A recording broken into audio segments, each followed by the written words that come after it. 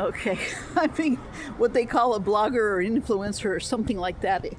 Anyhow, so yeah, just to give, like I said, I'm not good at multitasking here, and I can't see it, but you can see right over there.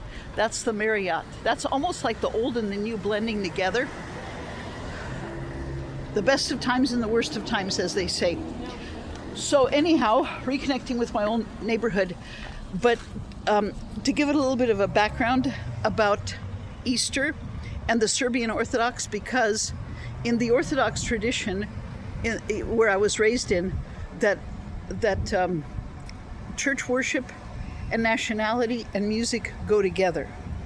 So the kolo music that I've been playing since '92, and how that came about, we'll go into there in a moment, where it was a blessing out of a bad situation.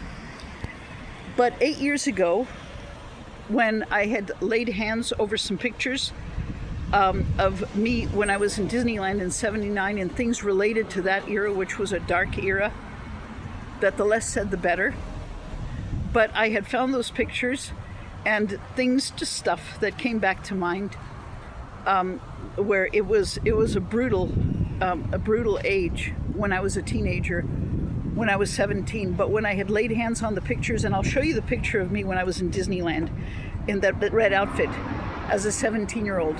And I had 8 years ago, I had laid hands on the pictures and just stuff.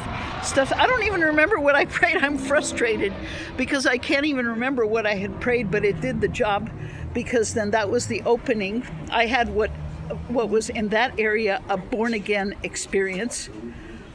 And then I had recorded my favorite song, Deines mein ganzes Herz, Yours is my heart alone, by Lehar, sung in German, a cappella, and I put it on Facebook, and I didn't even think it was that good. It's had like 80 views. And then, to make a long story short, within a week I started recording on my piano my Serbian music, the kolo, which I had learned a long time ago, but I made the first official video recordings of it. And then I started to revive an old dream to be able to learn that I didn't start, God gave it back to me. I got to learn this right. To study and to learn Hungarian, which is the other language of operetta. German is the first language of operetta. Hungarian is the second, because those dudes, Lehar and Kalman, were Hungarians that wrote in German. Everyone's heard of Countess Maritza and the Merry Widow and Die Fledermaus. Anyhow, so everything comes in sets of 3. So I will later on tell a little bit my story, but I wanted to give a little bit of background, and I'll be right back.